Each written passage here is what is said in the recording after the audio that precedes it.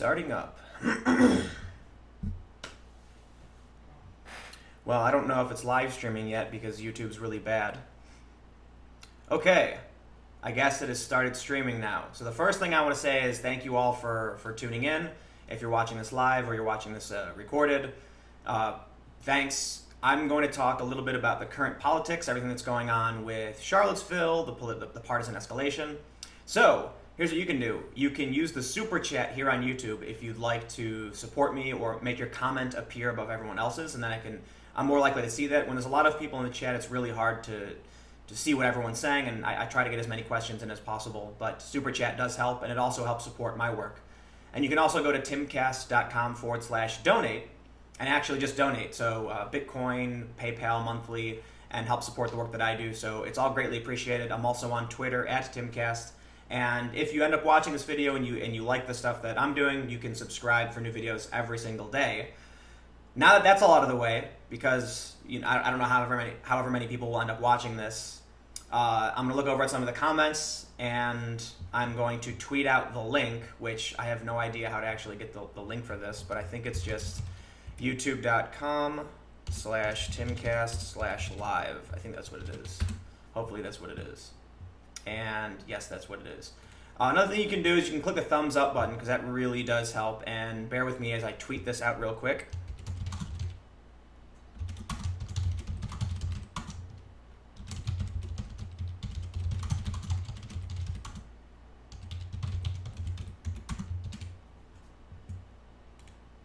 All right, good to go.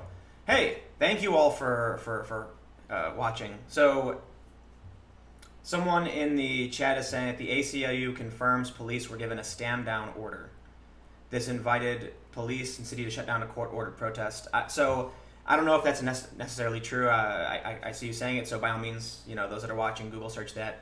But I did hear from at least a couple journalists that it's not so much that the police were ordered to stand down, but that they weren't ordered to intervene. So when the fighting broke out, the police just sort of hung back. And it's pretty much what we saw in Berkeley, basically the same thing. When the fighting started breaking out, I believe it was April 15th, the police just backed off. Excuse me, and they sort of let it play out. So the first thing that needs to be said is, wow, I can't believe we have to say this. Yeah, nobody likes Nazis. I mean, I guess Nazis like Nazis, but most people, like literally most human beings aren't okay with Nazis.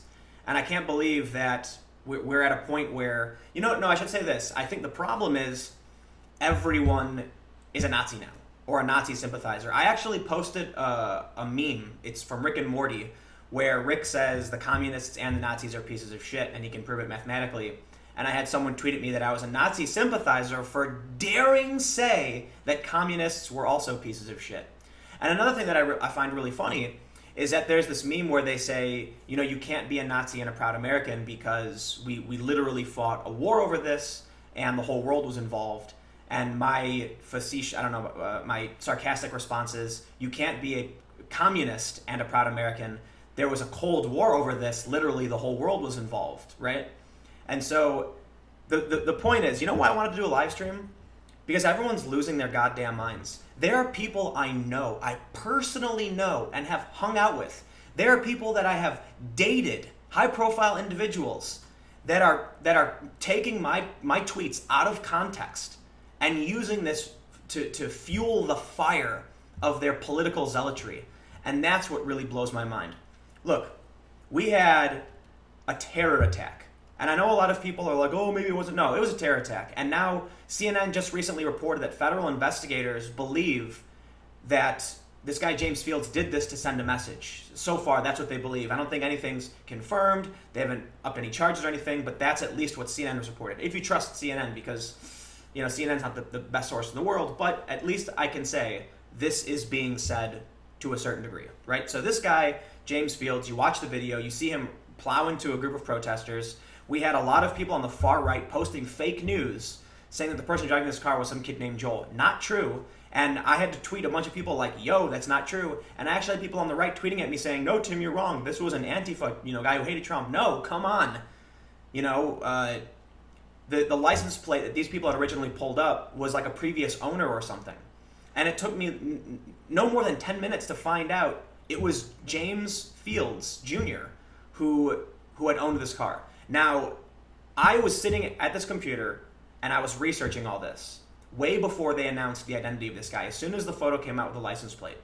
And I had his name, and I had his family's name, I had his addresses. The problem is you still don't know who is driving the car. So even if this kid Joel or whoever owned that car, it doesn't mean that's who's driving it, and that's the problem. So everyone's jumping the gun.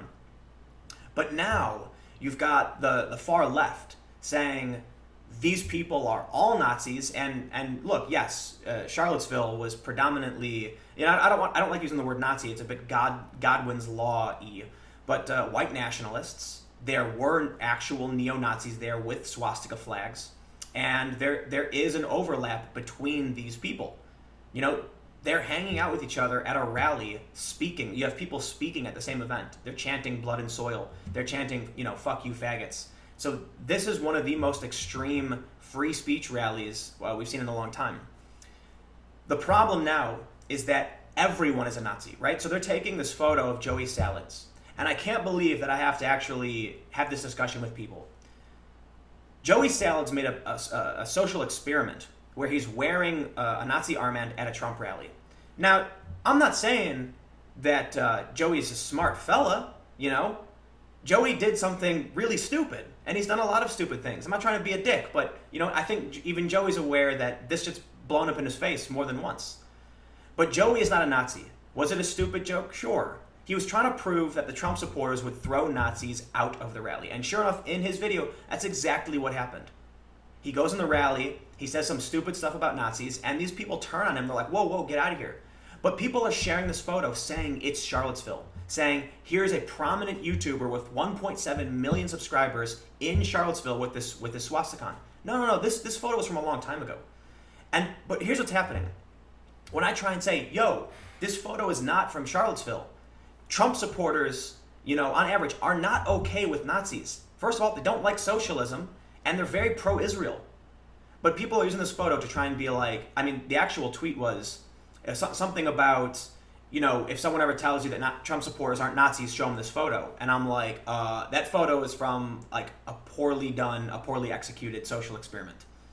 Has nothing to do with who Trump supporters are. Has nothing to do with who Joey Salads really is. Except for you could say that Joey Salads made a stupid joke. But it doesn't matter.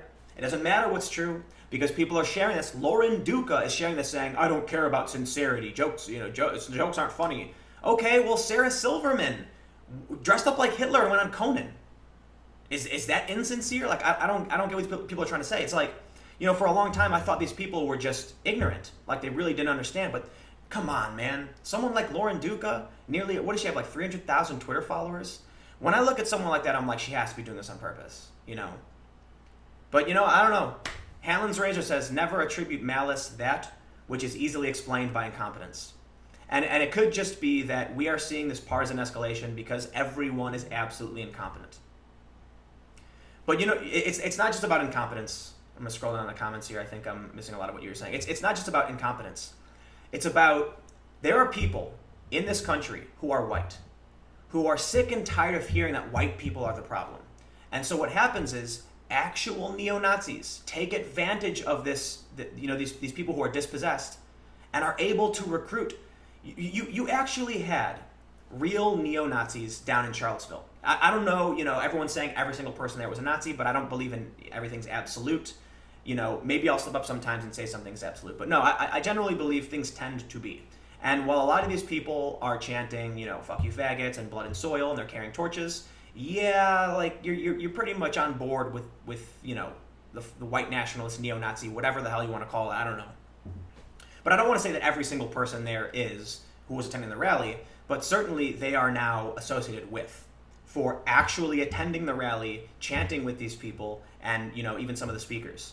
Okay, so the point I'm trying to make is you had Lord tweet out, all white people are responsible. I can't tell you how many times high-profile individuals tweeted something like down with whiteness or white people need to own up to all of these problems. And what happens is, whether or not it's true, I'm not arguing whether white people are or are not responsible. That's not the point. The point is, this rhetoric will disaffect young white men. and then they're going to turn to whoever is willing to open their arms to them. So I know a lot of people who used to be far left, progressives, Bernie Sanders supporters. And I'll hit the super chat in a quick second. They turned into Trump supporters. These far left people I know became Trump supporters because they started getting attacked by the left. And nobody wants to feel like shit. So they start getting attacked and say, dude, why are you yelling at me? Why are you being mean to me? And all of a sudden they turn around and there's a conservative with their hand open saying, dude, don't listen to those mean people. Come crack a beer with us and we'll be your friend. And sure enough, now these people become conservative. So what do you think is going to happen then? When you have one side saying, it's all of the social justice, it's all of the, this particular group. When you have the far right actually blaming Jews and actually saying that, actual racist shit, they're going to piss off the minority communities and they're going to piss off the anti-racists. The anti-racists are going to say, look at all of these neo-Nazis, and they're going to point at every conservative, right? A small fringe group of extremists who are racists. And that's going to reflect upon everybody. And then the same thing happens on the other side. The left is going to say, see, look at all these white people. Look at everything these white people are doing. And then you're going to get young white people who are just like, why are you yelling at me? And they're going to turn around and take that open hand. All right, let's jump into some of these super chats. William Harazmi says, the escalation won't stop until many more people are killed. Maybe people will get a chance to reflect on their actions and start discussions. Jeff McCourt says, Al Jazeera called you a far white supremacist today? No way, is that true? Is someone have a link to that? Al Jazeera offered me a job. I'd laugh if they called me a far white supremacist. What's the difference between alt-right and generation identity from Europe? The difference between alt-right and generation identity, I have no idea. As far as I know, they're both white nationalists. So Jeff McCourt, he's saying that Al Jazeera called me a far white supremacist. I'd love to see that. If there's a link for that. Was that on TV or was that online or something? Yeah, post it however you can. I don't know if I'll be able to see it in the comments, but that would be great for my lawyer to see. We got now let's go some of the regular comments. Someone says, when the disenfranchised white lower class gets told they have no voice and are privileged and to shut up, they will seek out whoever will hear them. It's fucking simple. Yes, exactly. It really is simple. I'm looking at my Twitter, and I feel like I'm this person who's in the middle. Not in the middle of Antifa and the white nationalists. Those people are crazy. I'm in the middle of the average left and the average right, going like this, like, dude, put your hands down. Stop it. Responsibility. Someone is going to have to take responsibility for the de-escalation. All right, we got another super chat here. I'm a carrot. We need DHS at free speech rallies. Antifa violates 1A civil right to peacefully assemble. Fed charges may chill violence. Will cops do job in Boston?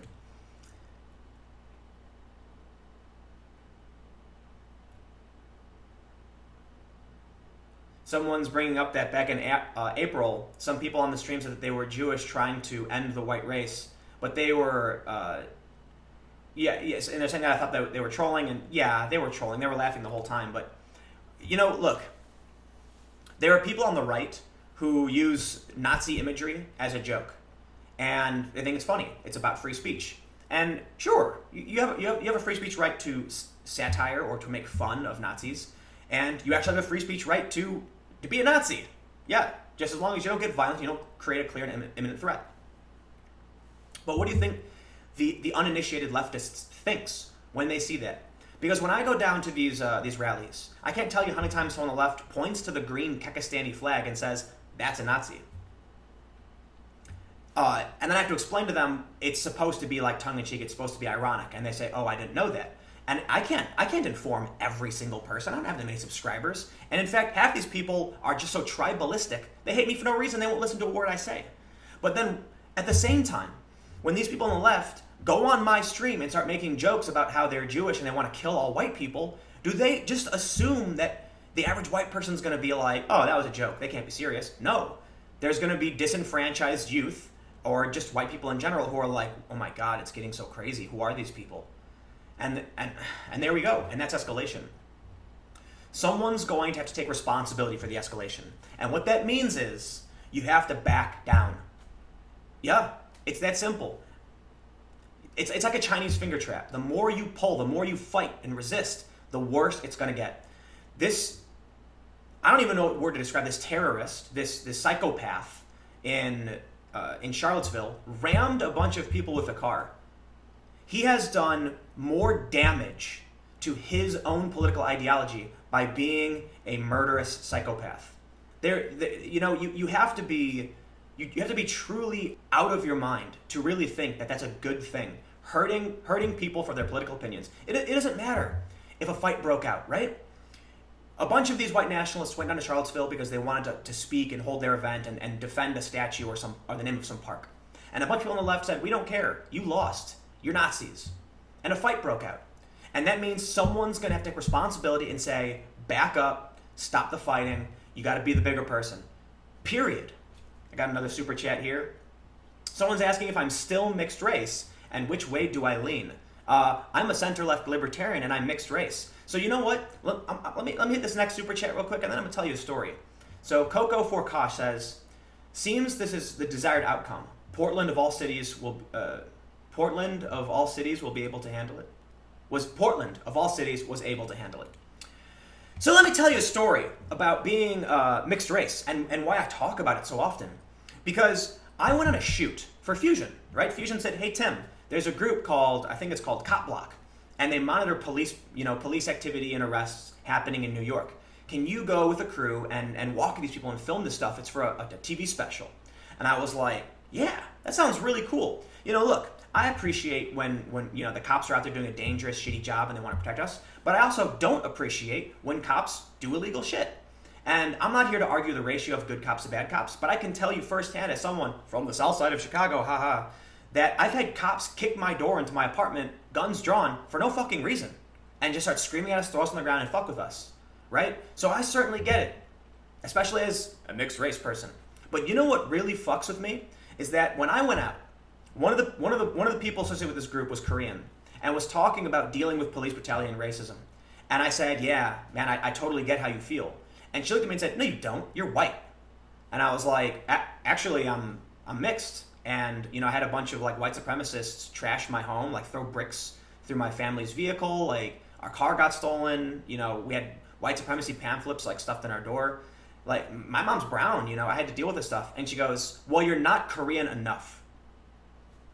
That's what I was told. I was told by someone on the far left who was Korean that I wasn't Korean enough to even agree with their opinion. For me to flat out and be like, I feel you, man. I've dealt with some stuff too. Let's unite. No. The response I got was, fuck you. You look white, so you don't get a chance.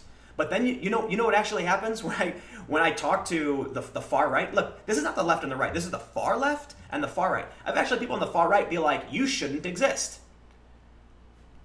What am I supposed to say to that?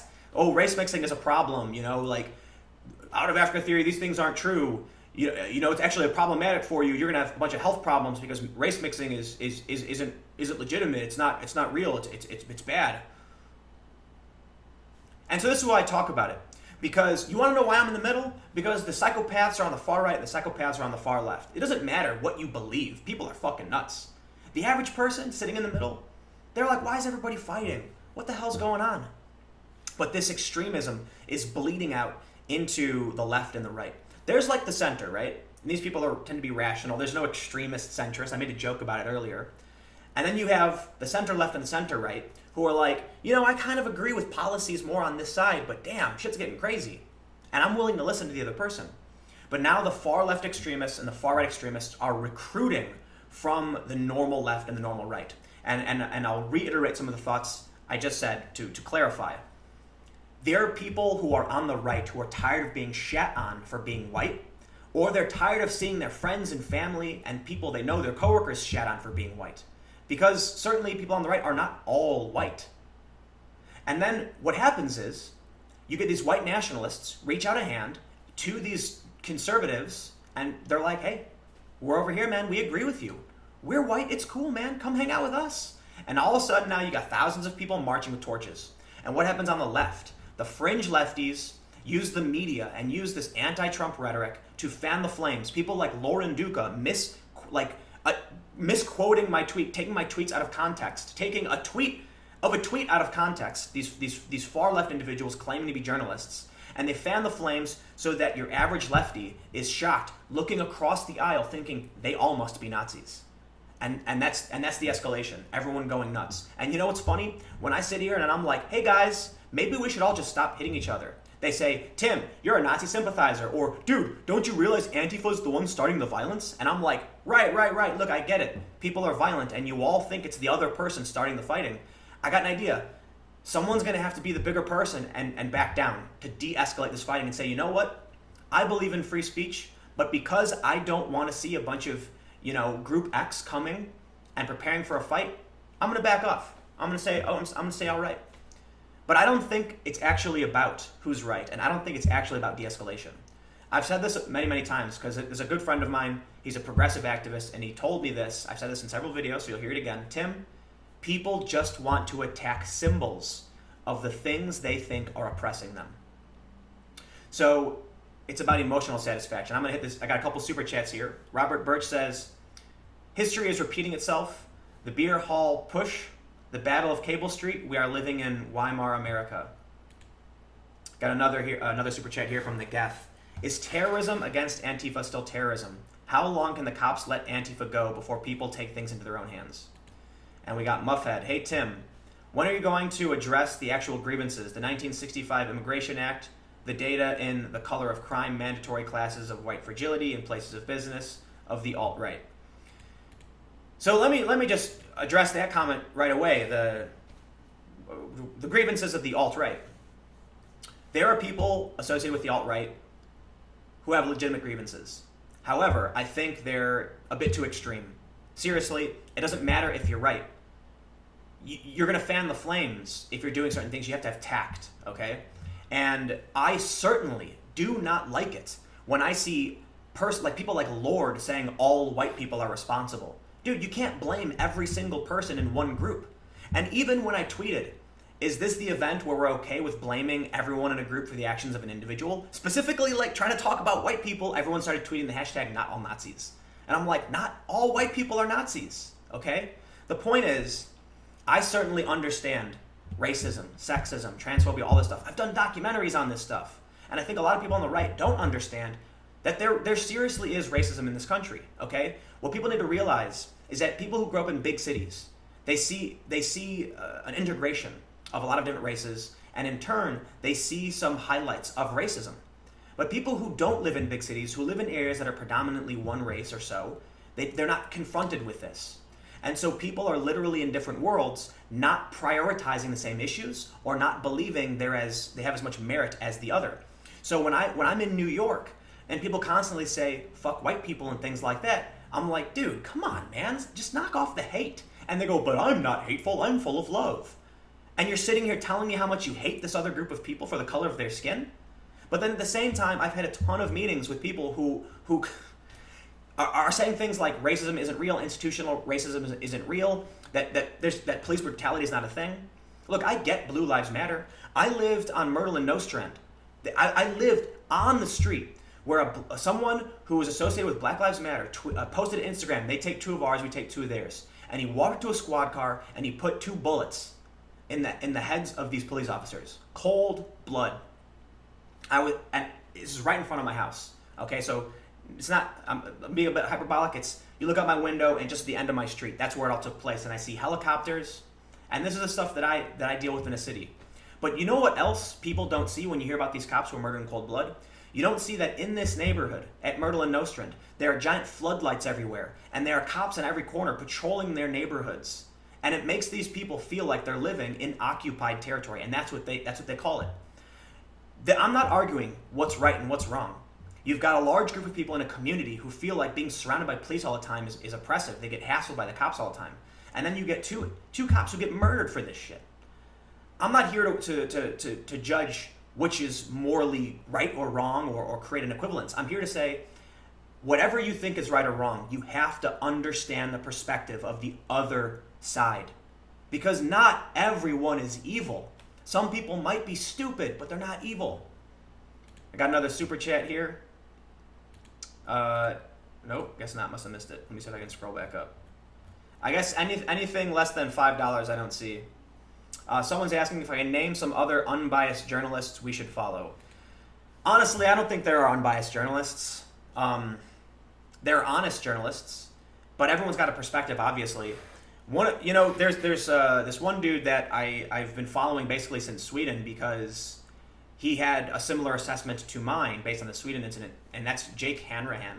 So if you go on Twitter, Jake Hanrahan, and I think he does a pretty good job of being balanced. I think he's a little, center left, very similar to me, but I think he just tries to be no bullshit. And so I follow him, and I appreciate a lot of the stuff that he posts.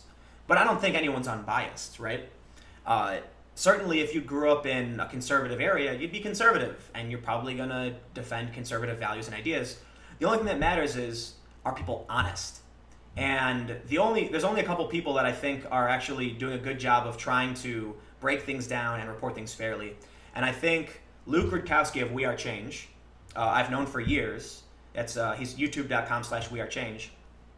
He's not unbiased. He's anti-authoritarian, so he's constantly attacking the government, be it Trump or Clinton or the big banks. So you know his perspective. But I know Luke, and he's honest. I've been on the ground with him several times, and I've seen what he's reported, and I know that he tells the truth. Excuse me. I got some super chats here. Sweet. I got a link. Is this Jeff McCourt sent a link? Is this a link to Al Jazeera calling me a supremacist? Let me drop this over here real quick. Okay, give me a quick second. I'm gonna put this in and just see what happens. Yeah, I guess Al Jazeera is calling me a white supremacist. You see, there you go. Devilish Drifter said, "Sup, Tim? Couple questions. How does one start on-the-ground journalism? You do? Well, let me just answer that. You just go. I mean, I often go out with just a phone and a GoPro, and that's all I have. I've slowly upgraded to better and better cameras, but it started with me going out to local things. Then I moved to New York for Occupy Wall Street, and I went out and hung out there, and it's really just go places and witness stuff. Where would one go if one's interested in covering events? I would say Boston on the 19th, because that's going to be ridiculous. Think the problem comes down to tribalism, how to combat it. Yeah, it's tribalism, and I don't know how to combat it, because people refuse to back down, because no one wants to take responsibility and say, you know what, whether or not we're right or wrong, we need to stop the violence. You can sit here and say the alt-right's wrong, Antifa's wrong. Let's say you're an anti-fascist, and you're like, man, the alt-right's really wrong. Take a step back. Take a step back and just observe, right? We don't want Nazis to take over this shit, but what happens after they punched Richard Spencer? He went and got 500 of his buddies, 600, whatever, how many people were, 1,000, and showed up to a big statue of Robert E. Lee. Now, people are going to argue whether or not there's correlation and causation. Maybe, not punching him would have done nothing. Maybe punching him made less people show up. But I'll tell you what I think is the most likely to be true. Punching him made all of his friends at least bring shields and helmets. Okay, that's escalation. And then you get this murderous nutjob who apparently, this may be the case, saying he wants to send a message. It may or may not be true, but that's at least what we're hearing from CNN. They're reporting. I got another super chat here. Christian Rosner says, you do good. Here are some shekels. No questions. Thank you, Christian. Appreciate the support. Stephen Britton said, one side is actively trying to stop the other from speaking. The side that has to prevail is the side that supports freedom of expression. Yes, that's absolutely true. But sometimes in order to win, you have to retreat. Freedom of speech took a significant blow yesterday. You can't say anything anymore. Like, someone just sent me a link. Jeff just sent me a link where Al Jazeera is calling me a white supremacist for telling people to knock it off. Speech is being doomed by these people who are constantly going out for free speech rallies, knowing there will be fights, saying, we're going to defend freedom of speech. Well, they're going to Boston, and they're saying, look, freedom of speech is under attack. We're going to keep doing this. Well, we know what's going to happen. A bunch of Antifa are going to show up, and they're going to start beating people. Right? Fights are going to go both ways. The people who are at the rally are going to be ready for a fight. They're going to be defending themselves, prepared to fight. And Antifa is going to show up to fight. And you could easily say, yes, Antifa is going there and starting this fight. But no one is going to back down. Okay? So you might be in the right. You might believe you are correct. But sometimes to actually win the war, you have to retreat. I don't think there's a point in most of this, because I tweet stuff like, dude, don't take tweets out of context. Hey man, don't lie about people. Dude, come on man, stop fighting. Don't blame all white people for this. So that makes me a white supremacist, apparently. The mixed race white supremacist. Feels great. I feel kind of like Clayton Bigsby on Dave Chappelle. You know, one of the funniest things someone's ever said to me was this guy who's associated with It's Going Down. He said that I was a stooge for the Nazis or something. And I said, that's funny that, you think Trump supporters are Nazis, because it's, these Nazis are trying to be friendly with a mixed race person. And the anti-racists are the ones physically attacking him in the street. And that's when he responded to me, dude, they're trying to recruit you. And I said, why the hell would a Nazi want to recruit a mixed race person? And then he blocked me. Yeah, there's no answer for it, because you're all fucking crazy. Oh man, more super chats popping up. Battle Mage 15, aside Portland, local governments where these rallies happen don't disperse counter-protesters that show up with no permit. It seems that they want an excuse to disperse the unpopular legal rallies, and that's how. I don't think it's about that at all. I don't think that the police in Charlottesville flat out said, we don't have the means to secure this event. And the ACLU defended them. And the police didn't have the means to protect these events. They don't. We can't assume that every single time large factions want to get violent in the streets, the police are going to be able to hold each other back. When the police go to protests, often they form a line facing one direction. But what do you think is going to happen if there's two sides and the cops are trying to stand in the middle of them? They're just going to get hit on all sides. So while I certainly think the police could do a lot better, I don't know if there's a solution. You can't stop people from gathering in a street unless you want to get authoritarian and say, time for a police state. So I don't know what the answer is. Honestly, I think the real answer is that one side will have to back down. That's it. Cancel your stupid event. I'm not trying to be disrespectful. I understand the importance of free speech and the right to hold a rally, but we know where it's going. We know what's going to happen. And because of Charlottesville, because of the street fights, it doesn't matter who started and who didn't. James Fields ended it. And when he drove that car into those people, he effectively said, these people are, his faction is wrong, and everyone agrees. That dude's a nut job. The escalation, it went too far. This person went too far. He went beyond too far. I don't think the violence is only on one side either. And that's what's funny to me about the whole, Trump statement. As soon as Trump said, on many sides, I just went like, oh God, here we go. Trump needed to denounce the act of terror, okay? And that's a lot of people are saying. I do appreciate the nuance here. I appreciate the attempt to say, look, man, the left and the right are both violent. Now's not the time, though. In fact, I feel like he could have said, this was an act of terror, it was cowardice, it was malice, it is the kind of escalation that is un-American, it has done dramatic damage to the First Amendment and the rights of all Americans, not just the people who were injured, not just the people at this rally. It's that simple. And now what ends up happening? Everyone's blaming white people. Got another super chat here. The police shut down the alt-right rally anyway after the ACLU defended them and pushed them into Antifa. It's on video, and the alt-right suing. Yes. Unfortunately, I feel like, it's all I can really say, is that unless somebody jumps in the middle of the fight and tries to stop both groups, someone's gonna have to back down. Antifa certainly won't back down. They're the ones showing up to these rallies. But the Trump supporters, the alt-right, the free speech rallies, it is my personal opinion, and I'm not saying you have to do it, it's just my opinion that they should probably cancel the events. Let things chill out for a bit. These events, whether intentional or not, are actually damaging free speech. And I understand the need for free speech. I totally get it. And I think these people have a right to do it. But when Antifa has escalated to this point, when the right has even escalated to one step above Antifa with this car attack, it's like, okay, dudes, that's it. I know that a lot of people who were at that rally have condemned James Fields. I know. I'm not stupid.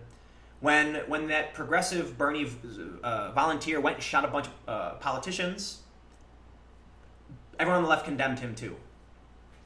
I think everyone needs to just chill out for a little bit. Just let it ride. Otherwise, it's just... I'm going to get some super chats in here.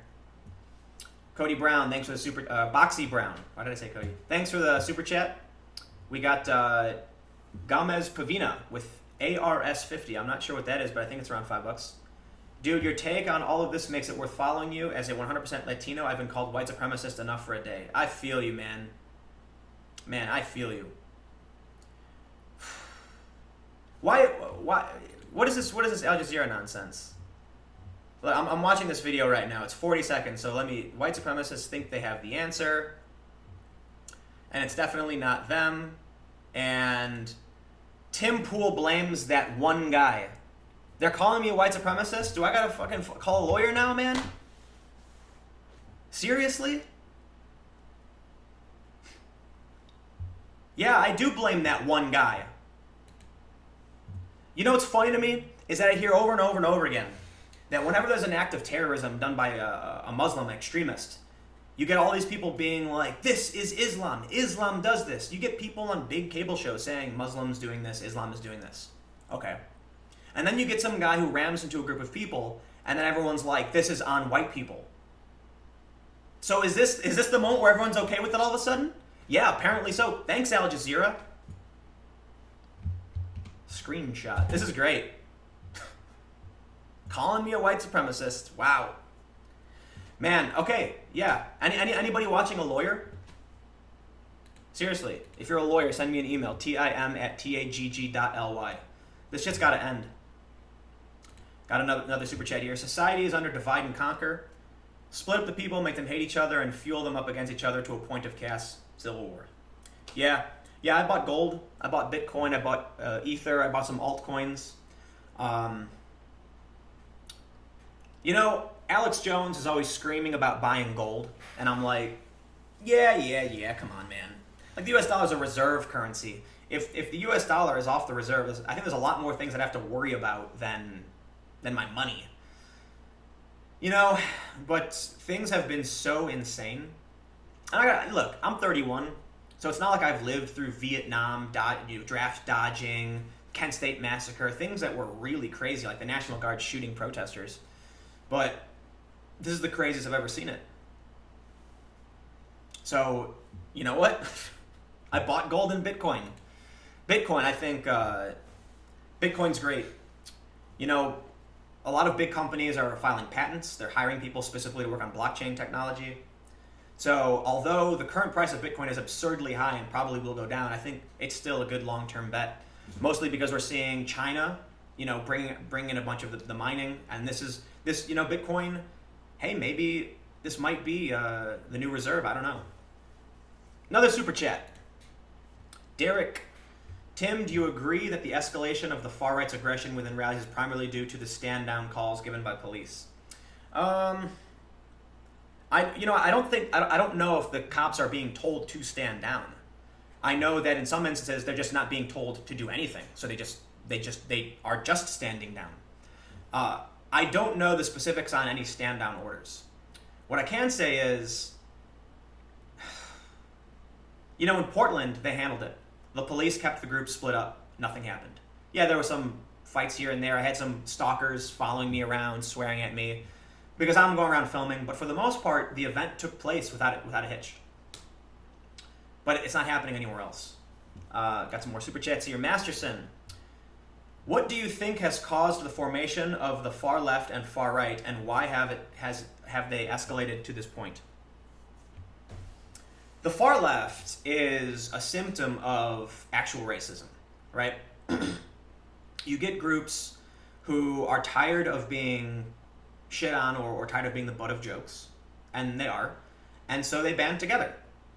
And for a long time, with the majority of this country being white, I think a lot of white people weren't perceptive to this kind of ostracization, like, how do you pronounce that word? Kind of like disaffected feeling that people get when they're, you know, treated like the butt of jokes. And I'm talking about long time ago, right? When we saw the rise of the civil rights movement because these people came together and said enough is enough. But a lot of things still happened well into the 80s, like blockbusting, for instance.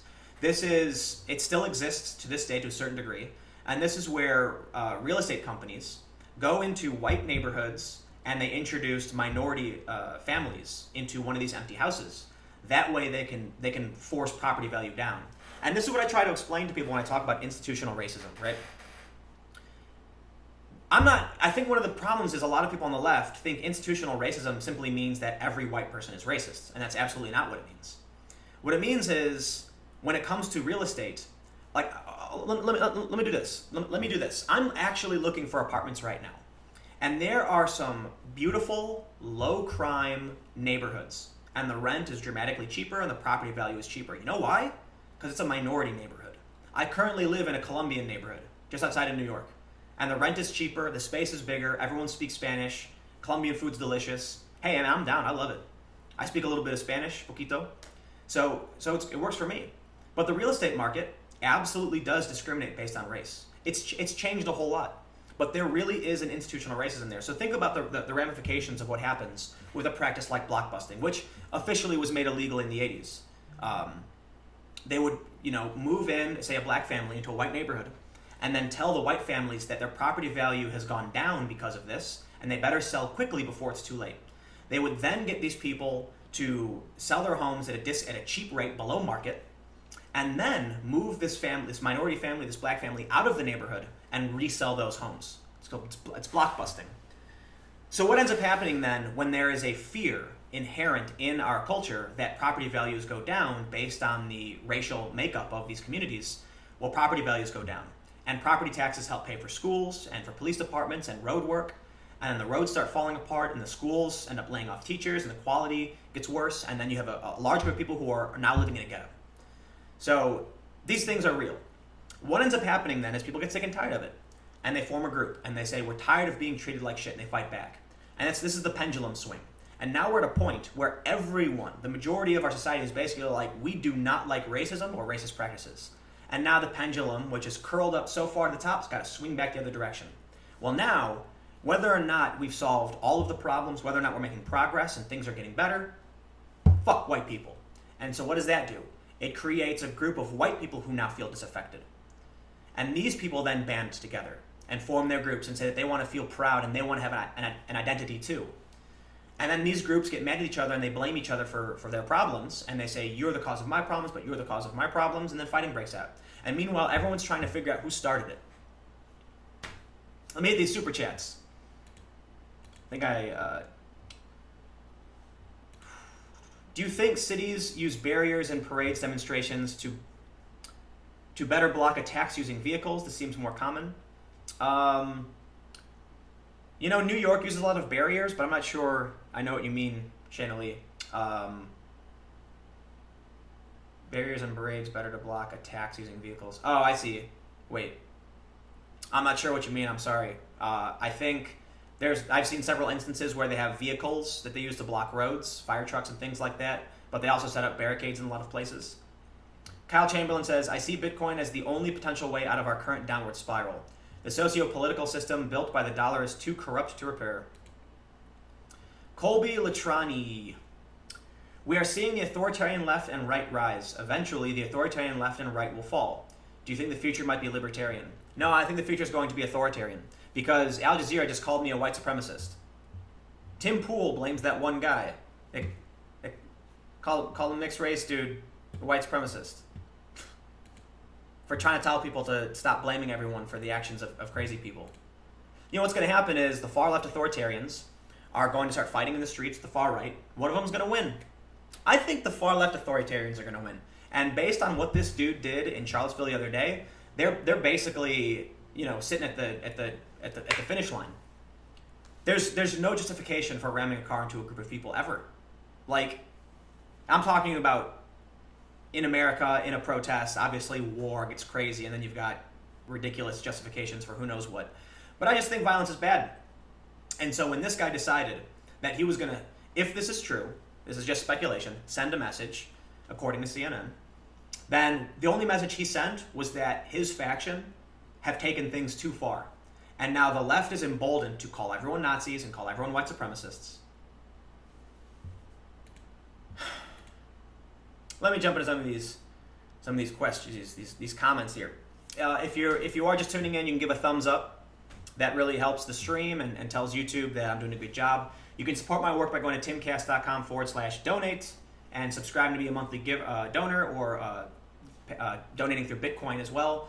And the super chat is always available. So thank you for everybody who's popping in the super chat. I had my video from the other day demonetized, and so I've done a few things to try and mitigate the demonetization damage. Putting a card in the front with a link to my donation page, and doing more live streams to help supplement via super chat. So the super chats really do help when my videos get demonetized. Cops can't keep control. No one is responsible for you. Responsibility is key. What if someone he knew stopped him from getting in his car? If they knew that he was going to do it, they could have. I think one of the things that it might take is, you know what I actually think is, what if someone who was a rally attendee jumped in front of that car, stood in front of that car and tried to stop it? That would send a message, a real message, that violence is not okay. But now I'm seeing high-profile personalities with 500,000 followers saying, stop complaining about violence and start complaining about Nazis. Because they really do believe Nazis are everywhere. And the more they do this, the more violence we see at these free speech rallies, the more there will be. This shit is the most stressful. This is not a fun job, I'll tell you what. You know what was fun? When I was working for Vice and just going to Brazil, going to Ukraine and Venezuela, because that was someone else's problem, right? What the hell's going on behind me? I'm watching, I have CNN running in the back, but I see like Osama bin Laden pop up. Going to these other countries and hearing about this violence and getting to speak to all factions and trying to figure out what's going on, and they leave me alone and they say, yeah, we're all willing to tell you what's happening. But in the United States, it's not possible, because now Al Jazeera calls me a white supremacist. Yeah, mischaracterization, out of context. Stan Fianiandanli. You are so right, Tim. Archdiocese of Chicago has been purposely running the neighborhoods into the ground to gentrify them since the 60s. This is what people do. There really is racism, man. And what ends up happening, what bothers me to no end, is that what causes more damage to the anti-racist message are violent extremists. What causes more damage to these white people who are saying we should be proud to be white? Great. Well, when a dude gets in his car and rams into a bunch of people, no one's going to want to listen to a word you have to say. Violence makes your cause, it damages your cause. Antifa on the left, they're losing so much credibility with the violence that we're seeing. And now it's just one-upped to this car attack. Got another super chat here from Justin. Says, keep up the good work. Appreciate it, man. Someone says, I want out of life, please. Dude. Yeah, no. This is too important. You know what? Let's have a philosophical discussion right quick for everybody who's watching. I hate to say it. There's no point to life. There's no reason. There's no purpose. Purpose is something that you give yourself, that you make up. And so a lot of people get depressed when they reach this point of the existential crisis, and they're like, why am I doing any of this? That's not a question for me. When you say, why am I doing this? I don't know. You're supposed to be the one that answers that. You're supposed to think about your life and why you do what you do. In the end, what is the impact you're going to have? Let me pop over to Super Chat real quick. Eric P. says, what can a normal person do to combat this? It seems like we can't even agree on the same facts anymore. Yeah, we can't. Seriously, this is what's scary. There's no truth. There's. Let me come back. Let me answer the super chat, and I'll come back. Chris Ostam says, I'm a blockchain developer. What app would you like to see developed that would help people actually talk to each other? Man, I have no idea. Let me explain something about communication. I made a video several months ago where I explained how truth and the news works. So let me tell you all a story. I used to work for American Airlines, okay? I was an acting crew chief. Let me hit the super chat quick. The Matrix and the Lords of the Ring was written as an allegory for the real world. The ring is an allegory for our system of control, and the Matrix is the illusion we live in, and we are all the one. So let me tell you a story. I was an acting crew chief for American Eagle Airlines. This is the regional arm of American Airlines. These are smaller planes that fly from, Indianapolis to Philadelphia or something, Scranton. They don't do like New York or LA, just, the Northeast. They stick to their regions. Have you ever heard of chemtrails? Right? There's this theory about dangerous chemicals in planes and all that. Well, I can tell you right now that when I worked for American Airlines, every single plane at Chicago O'Hare was loaded with a chemical called oxidane, okay? I believe oxidane is what it's called. And you all have the benefit of sitting at your computers and being able to Google search what oxidane is. But for those that haven't, oxidane is a very dangerous chemical. If you breathe in even a little bit, you will die, okay? They find this in tumors. It eats through metal. They use it to clean the engines of trucks, and they are pumping planes full of it. Now, when you look up at the sky, and you see that plane, and there's that white trail coming at the back, that is oxidane vapors. Yes, and it goes into the atmosphere, and it is in the atmosphere in large quantities, okay? Everything I just said was true, 100% true. And for those of you that Google search the word oxidane, you'll know that it's water. So water is a dangerous chemical, sure, right, but we need it to live. And water is loaded on planes, people can wash their hands. Everything I said is true, but the way I phrased it would make someone believe that a dangerous chemical is being sprayed out of planes. Oh, I never said it was sprayed out of planes. I said that trail behind the planes is oxidane vapor, which it is. And this is what's wrong with truth and facts right now. And this is why no one can agree and why shit's going crazy. Because you can take a tweet from me out of context and then say, Tim Pool's a white supremacist. And apparently it's true because someone can see the evidence. You can say oxidane is a dangerous chemical. Yeah, that literally is true.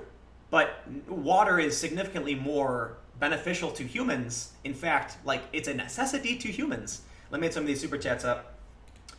If there's no purpose to life, it just means you are free to do what you want to do. No obligations to goals other than your own. Enjoy yourself. Absolutely.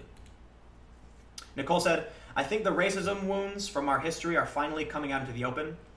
It is like there was a big infected boil that is being lanced. Now all of it is pouring out into the open.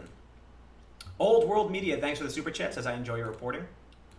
And then we got K-Mox. How do you feel about Asian and Indian students needing to score at least 140 points higher on the SAT than Hispanic and African American students? Look, I think, a lot of you know that, I'm friends with Lacey Green, and through her I met Chris Raygon and Sargon, and I connected over the internet. And I share a lot of opinions with them, not entirely, but I am of the idea that, to a certain extent, well, let me back up a bit. People like Sargon, he talks about equality of opportunity. That I totally agree with. This is the idea that everyone should have the opportunity to do something, and that we shouldn't say simply because of your gender, or race, or whatever, you're not allowed to. But the people on the far left want equality of outcome. That means they want they want complete parity between men and women. They want complete parity between the races. I would fall a little bit after equality of opportunity, but a little bit, I'm in the middle of that argument. And the reason I think that is, I understand the argument for equity. When we look at historical racism and the civil rights movement and the challenges faced by the black community in the United States, it's legitimate. Does that mean we are going to then reshape our entire society to start creating this equity of one-to-one? Oh, hold on. We do want to make sure that we are not putting people in shitty situations through practices like blockbusting. And that's why we can't just say, okay, game's over, everyone go do your thing and figure it out. Because there are historical ramifications to communities that have been disaffected. For instance, my family, who was forced to move over and over and over again because mixed race families were illegal back in the day. And a lot of shit that came about because of that made it very difficult for my family. So, no one... I didn't finish high school. I think my brother got his diploma. My sister got her GED. We're not college students, not wealthy by the least, but my family's relatively poor. My dad's not doing so bad. He's a firefighter for a while. But there are ramifications to this. And then you have old money, people who have had an easier go of things. I don't hold it against anyone for giving their money to their kids and making a better life for their kids. But I do recognize that it's significantly harder to have equality of opportunity if certain groups have are 10 feet behind when the race starts. So I don't think we want to have equality of outcome, but I think there's to certain extents a need for some kind of equity. I don't agree with blanket programs based on race. End of story. So I think maybe it's an income solution, which we do. We offer scholarships to lower income families and things like that, and I think that's good. We allocate taxes from wealthier neighborhoods to poorer neighborhoods to help make an investment in these communities and help repair them. I'm not an anarcho-capitalist. Let me read the super chats before they disappear. I don't want to leave anyone hanging. Paul Scheer says, if I didn't turn on the TV, I wouldn't know about the protests, so there's no problem. You have never lived in a country where the problems really come to your door. Get real. Naru Cario, do you think the government has to step in at some point if the violence continues? Would someone on the scale of another Martin Luther King be needed? Man, I don't know. Jim Sturgis, yes, Tim, thank you. Give yourself purpose. You cannot find it elsewhere. This is an important message for people to hear. Yeah, man, I appreciate everybody who's watching. You have no idea how stressful this stuff is. I would not wish this job on anybody. I don't even know why I do it half the time. You have no idea what it's like. Seriously, I never complain about this, but to get tens of thousands of people messaging you, your phone, just nonstop. I have to turn on airplane mode, shut off notifications, because people are saying stuff like, you're next, Nazi scum, I'll kill you. Then, just all that shit. There's this video that went viral. It's called What Instagram is Like If You Have 8 million followers, and the phone's just going like crazy, like all it is notification after notification. So I made a video of me scrolling through my friend requests on Facebook, and I probably have several thousand. And what happens is they get capped, right? After I get 5,000 friends, no one can add me anymore. But I've removed some people because I always try to leave room so that when I meet people, I can say, you can add me. But thousands, and it takes about 3 or 4 minutes to scroll through all the friend requests.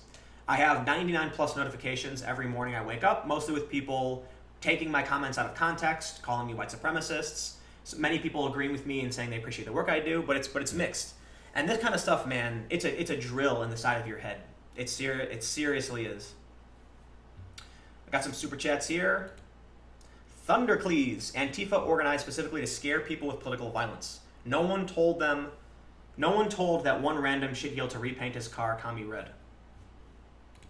Excuse me. Sean B, thanks for the super chat. Really appreciate it. Someone's asking me if I own a gun. No.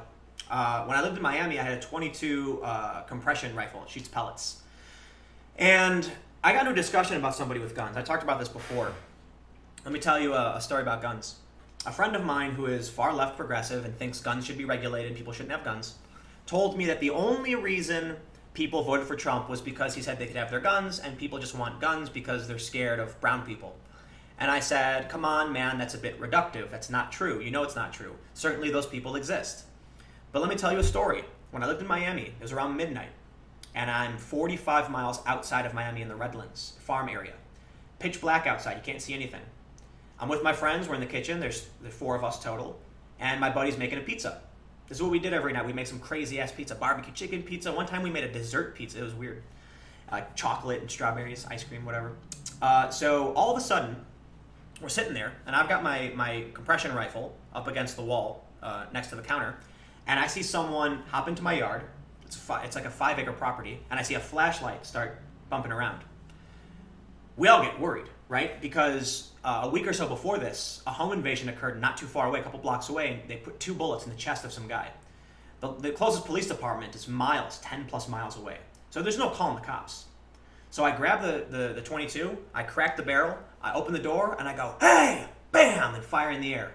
See the light pointing in the direction, run off, shuts off, person's gone.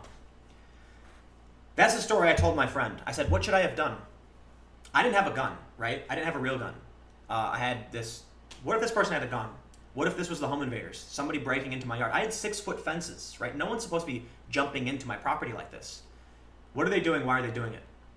Should I let these people come into my house and then I can figure out later if they're the people who murdered that other guy just a week or so ago? Should I not have any protection? Should I call the police and then wait 45 minutes to see if they'll come and protect me? And so I try to explain to them is that there is a rural versus urban divide. Where I live right now in New Jersey, I don't need a gun. Yes, there was a shooting outside my house a couple months ago. I was sitting right here and we heard bang, bang, bang, bang, bang. And then, one of the things you learn when you grow up in dangerous neighborhoods, don't run to the window because that's how you get shot. So I waited a little bit, kept the lights off, crept up, looked out the window. All of a sudden I see the cars just pull up, undercover officers swarm out, ambulance. I didn't see the person, but this stuff happens. And even with all that, I understand why in a city it's problematic to have a lot of guns. And I can call the police right now and the police will show up within a few minutes. The police department's not that far away. But for a rural area like the Redlands, it doesn't make sense to have a blanket gun ban. And this is what the left and the right doesn't understand about each other, is that they both come from different universes and have different ideas on the way the world should be. Got a super chat here. Death Refiz. This isn't a boil of racism being lanced. It is the indulgence of hysterical thinking. The problem is that life is too easy, so people lose or never get perspective. People lose or never get perspective. I think that's, really, really true as well. Because I've been to so many places, like, someone just tweeted at me that I'm a privileged white male who needs to sit the fuck down. I've been to a lot of places where things are so bad that when a guy comes walking down the street with an AK-47, people are just like, yeah, you think that's bad? It's not the worst thing that they've experienced. And so I think what's happening in the US is that we're in this bubble of safety. And people, it's like in the Matrix, they say that humans need conflict.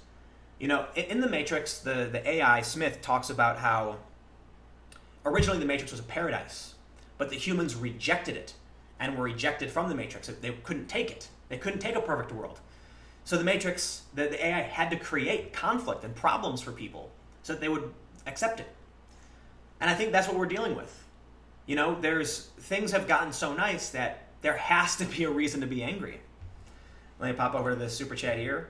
Cummins 24421. I disagree with a lot of your views, and I love the way you present yourself. You and those like you are why I spent 8 years in the USMC. Stay true. Appreciate it, man. Thanks for the support. Yeah, a lot of my family members are Army. My dad was a Marine. My grandpa served in World War II. Pretty sure it was, World War II. Trained dogs, I'm pretty sure. My brother was in the Army, and my sister married somebody in the Army. And not me, though. Certainly not me.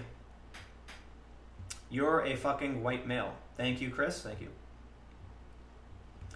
Tim, bet you could make a lot of extra cash if you started selling your beanies on eBay. I suppose so. Well, I've pretty much, said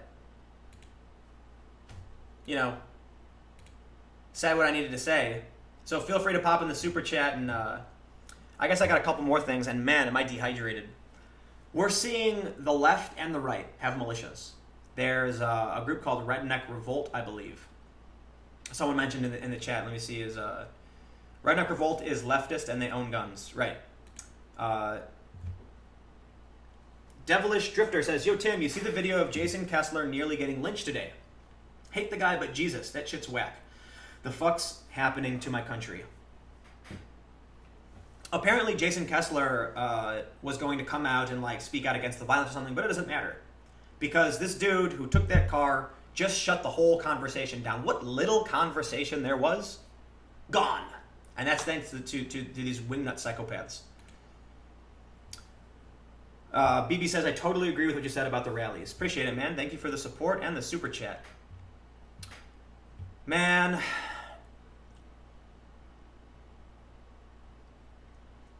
I got to deal with this Al Jazeera nonsense. This is not the first time I've had a news publication call me a white supremacist or something. Simply because I'm not shit-talking white people, I guess.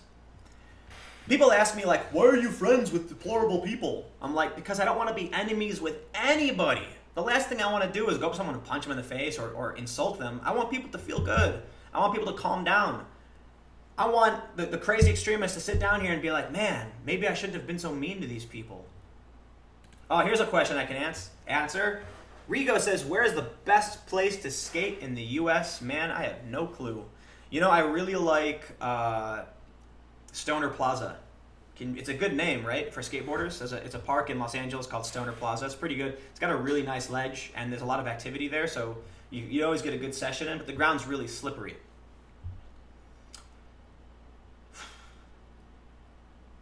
CNN is behind you. Watch out, Tim. Yep, CNN's behind me. Lord forbid you don't want to hate people. Yeah. What kind of guitar is that, Tim? It's a Strat. Yes, it is. So now we're going to start toning things down. So let me say this. I basically, I usually do these streams for about an hour, and I've said everything that I really needed to say about this, and I appreciate everybody who came in. I'll still keep talking. I just want to make sure everybody knows that, sort of the bulk of what I was trying to do is finished, but now I'll just kind of keep hanging out and talking about it. Now we'll get a little more fun and shenanigansy. But you can donate to my work at timcast.com/donate, Bitcoin or PayPal, and I've got a PO box if you want to send me random junk. You can follow me on Twitter and Instagram at timcast. Subscribe to my YouTube channel if you like hanging out. I try to do these live streams at least once a week, but it's been really, really hard over the past month. Man, work is stressful, shit's getting crazy, and the big thing now is that I've got to move. So tomorrow I've got to go look at apartments, and my God, I think you all know how draining moving is. Finding an apartment, it's expensive, then I got to move all my stuff. Everything's all messy right now because I've got to start packing and stuff. Man, got some super chats here. Cameron Ensign, why don't YouTube creators promote YouTube Red more? It seems like demonetized videos still get YouTube Red revenue. Oh, that's a good point. Do they really? That's interesting. Thank you. That's really smart. I haven't heard that. I'll look into that. Are you into longboarding? Have you ever had a bad fall skating? I've had some fall skating. I've only ever broken one bone. It was because someone else crashed into me. That's a really interesting point about YouTube Red. So I'm not sure how that works, but I don't know if my videos are generating revenue. After this, I'll go check out my YouTube dashboard to see if my videos that get demonetized have YouTube Red revenue. And if that's the case, then, hey, YouTube, I think we found a solution to your problems. YouTube Red, right? Clean your room, sort yourself out. Moving on up to the east side. I'm probably actually moving further away from New York. Oh, someone's tweeting at me telling me to turn my TV off. But it's because it's recording. It's the DVR, so that I can scroll back and forth for certain things at some point. I have CNN run behind me the whole time. Yeah, it's probably bad. But you know what? My electric bill is really, really low.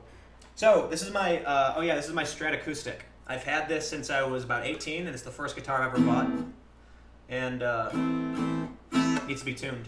And then this, I don't know what this is. This is my Fender something. I don't know. All right, we got another super chat. Paul Shear said, my grandfather fought in World War II. How do you feel about people waving the flag of the evil regime your grandfather fought against? Myself, I find it sick. Sick? Hell yeah. Yeah, it's sick. I take great issue with people using the imagery and the icons of genocidal maniacs who make people generally feel like shit, However, you have a free speech right to do that. I don't agree with getting violent against somebody, but I mean, look, man, if somebody came out dressed up in like Nazi uniforms or whatever, they're losing their jobs. These people are getting doxxed for even being at the rally, and they're losing their jobs. Clearly, society doesn't have anything to do with these people. So, I'm kind of reminded of that Futurama episode where that Earthican veteran defends Zoidberg after Zoidberg eats the Earthican flag or whatever, and he says, I may disagree with what you say, but I'll defend to the death your right to say it. We were trying to stop the Nazis from their, pushing this authoritarian regime, misinformation, and genocide. And we can't adopt the tactics of book burning and shutting down expression and moralizing, facts or opinions, ideologies, because then we create that world we fought against. I got another super chat here. Hi, Tim. Considering how bad networks like YouTube, Facebook, and Twitter are getting with censorship and shadow banning, do you think they will try to destroy alternatives like Minds and Gab? No, I don't think so. I don't really use Gab because I think, Gab is a particular kind of echo chamber, unfortunately. When all the alt-right and Trump supporter people were forced off of Twitter and then many left in solidarity, Gab became just pretty much a right-wing Twitter. And so, look, I'm not going to try and shy away from these conversations. I'm going to try and get into these conversations. And for Minds, however, I see a lot of people on the far left, right? Like Abby Martin's on Minds. I don't know how active she is, but that's a good sign. And I have interviewed one of the co-founders, this guy Bill, and talked about it. And they actively try to make sure it's not creating an echo chamber. So Minds might actually pull something up. They might actually pull it off, which is impressive to me. Got another super chat here, Jay. Is that 2,000 yen? That's cool. Do you think it is possible for the mainstream to co-opt some of the alt-right's key points that aren't crazy? I am right-wing and think the alt-right makes some good points, but the crazies concern me. Broken clock is right twice a day, right? So there are people in the alt-right who have genuine grievances, but I think for the most part, their tactics are bad, and it's causing a lot of problems. And I don't want to single them out. Antifa is the exact same thing. Am I anti-fascist? You better damn well believe it. I'm on the other end of the political spectrum. How many times can I say it? I don't like fascists.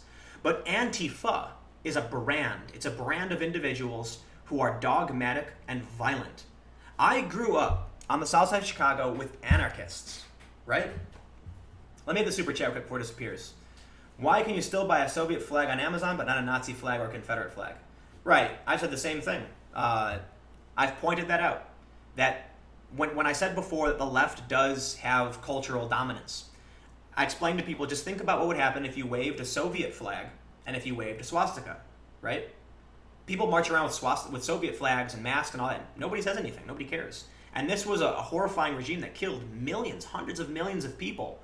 Terrifying stuff. The Cold War, I mean, this was a long time running, and it nearly ended with the entire destruction of the planet Earth, and we are still not out of this Cold War. It's only been a couple decades, so 30 years-ish, and the nuclear weapons are still there. Man, I forgot where I was going to go before this, but yeah, I remember what I was saying. So look, I grew up on the south side of Chicago with a bunch of anarchists, and the reason I basically got away from the punk rock anarchist scene was because they were starting fights. So a lot of the punk rock kids were skaters, and a lot of the skaters were punk rock. There's an inverse overlap. If you were a dedicated skateboarder, you'd be like a little bit punk rock, but you'd mostly be good at skateboarding. And if you're a punk rock dude, you maybe skateboarded a little bit, but you're mostly about anarchy and punk rock. One day we went to a park to skate. There was a 7-stair handrail, and I was like, "This is cool, right? Skating is fun. Punk rock is fun. I don't like racism. I don't believe in authoritarianism, so this works for me." Well, there were a bunch of jocks, right, chilling over by a car, doing their thing. A bunch of the punks were with us, said, "Hey guys, come over here," and then they started walking away. We all follow them. They go to their car and they pull out bats, chains, crowbars, pepper spray. And I'm like, "What's going on?" And they're like, "We're gonna go beat up some jocks." And I'm like, "Why?" And they're just like, "Because, man, these people are fucking racists and shit. And they're fucking jocks, man." And I was like, "Nah, I'm alright. I'm not going anywhere near that shit. Like, why the fuck are you gonna walk up to a group of strangers and start beating them?" Yeah, a fight broke out. And I was like, "What the hell is this, man? I don't want to have anything to do with this." And so I just said, this is not right. And you know what, man? I can play so many songs by Against Me. One of my all-time favorite bands. I used to go down to these parks and these venues, pull my acoustic guitar and play "Baby, I'm an Anarchist." And even at Occupy Wall Street, when it first started, I sat up on this ledge at Zuccotti with one of the other occupiers, and I took their guitar and I played, and we all sang "Baby, I'm an Anarchist" by Against Me. Classic song. But now as I get older, and I saw a lot of my, I'll say this, Occupy Wall Street was about, this was about 6 years ago. I'm sitting up on this ledge and doing this stuff. And this was long after I basically just walked away from the anarchy and all that stuff and a lot of this activism, because it was just getting out of hand. But seeing, people I knew be violent and intolerant and claim they were tolerant and full of love, I remember the day, like, I felt like someone just punched me in the gut. I don't know if this was like the last thing I ever associated with, but I was at a protest in Chicago, and they were protesting the Iraq War. The murder of Iraqis, there's no weapons of mass destruction. What the hell is going on here? What is the U.S. doing? And I'm pissed. And I'm like, what the hell is the U.S. doing, man? What the fuck are we doing in Iraq? This is bullshit, and someone's got to stand up and say something. And I said, here's a group of people who are going to go out in the streets and actually get their voices heard. And so I went out there and I marched. Eventually, the police guided us to, I think it's Millennium Park. I think it might have been Grant Park at the time.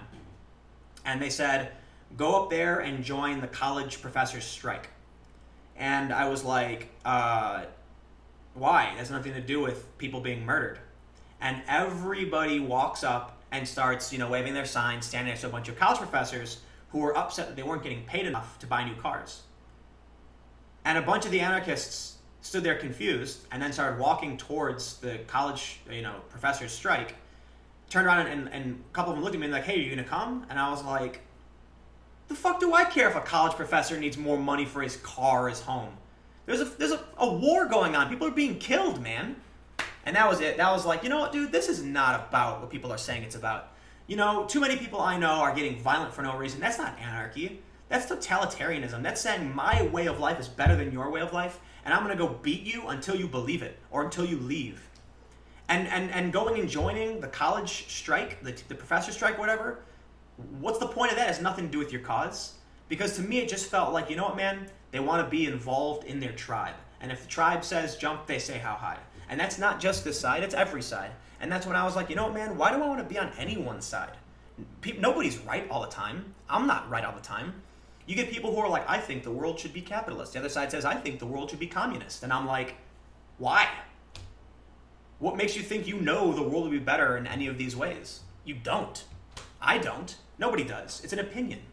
Certainly people were happy during communism. There's still some weird part of Eastern Europe that has never given up the communist way of life.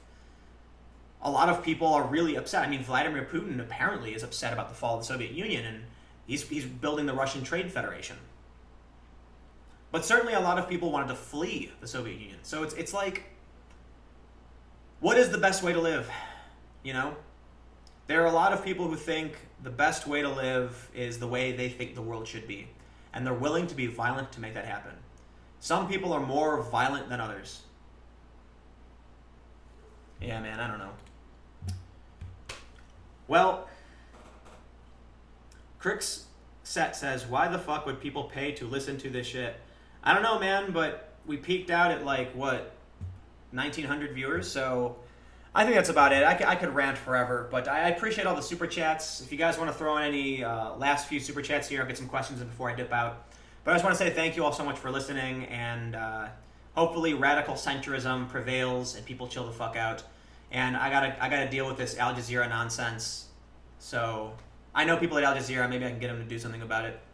But I appreciate everybody watched. You can follow me on Twitter and Instagram at Timcast. You can go to timcast.com/donate and give monthly or send Bitcoins. I'm really into Bitcoin right now because, as I've been explaining, I'm looking to buy some because I am not confident in what's happening in our political climate at all. Not at all. And I feel like regardless of whether or not anything bad does happen, there's a lot of patents being made for blockchain technology, and there's a lot of really interesting ideas. And I think whether or not any of these cryptocurrencies become the next technology, they become the Google or Amazon of the crypto world, I think it's worth being involved and active in. So that's what I'm on about right now for the past little while. I've been really excited about it, doing a lot of research. So yeah, I appreciate everybody who tuned in and watched. Make sure to subscribe to my YouTube channel for new videos every single day. And here's some news. I'm moving from this apartment, okay? And I'm probably moving a little bit further away from New York. I'm slowly moving away from New York because New York's expensive and congested and tiny. But the place I'm looking at are really, really big and much cheaper, so I'll save money, but I'll also have space to set up stuff for a podcast. And I've got this really nice microphone.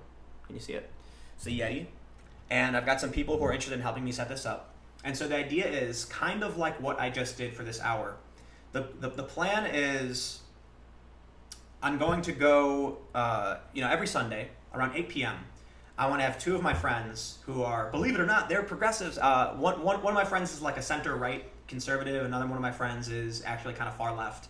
And even though these people are on the left and the right, we all agree that all of this is crazy, that it's not representative of the majority of people, but certainly the most vocal people are doing this. And we want to have discussions about philosophy, politics, policy, the philosophy of what's happening in the world. Maybe not so much current events all the time because people will just call you a Nazi no matter what you say. But, that kind of discussion. And then that would be for about an hour, and we'll have that up on, iTunes and the site. Hopefully this is what happens. And then it will be live streamed as well. And then ideally we do an hour afterwards of Q&A and hangout. Or I don't know how we set it up, but that's the big plan. So anything. Someone said, I thought you loved diversity, Tim. Why are you moving to Whiteville? Whiteville? I'm actually moving to a significantly more Latino neighborhood. I live in a Colombian neighborhood now, and I'm moving to basically another Colombian neighborhood. I'm just moving somewhere slightly cheaper. Thank you all so much for watching. It has been a fun hour and 20 minutes. Again, subscribe to my YouTube channel. Click the thumbs up button before you go. Just keep mashing it until my channel becomes better or something. Thanks. I'll see you tomorrow at 4. Oh, I'll say this too. If you just missed the stream, a lot of people are asking. Once it's done, it should process, and then you should be able to watch it somehow. So I'll try and figure out how to make sure you can still watch the video after it's done streaming. I'll tweet the link out or something.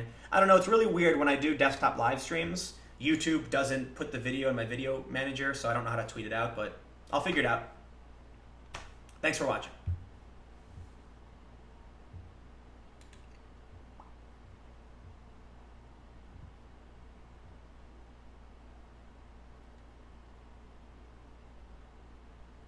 If you're still watching, it's because sometimes streams have a delay of about 30 seconds. And so I have to count to 30 and then press stop. Otherwise, it'll stop immediately and cut off the last 30 seconds of whatever I said. The more you know.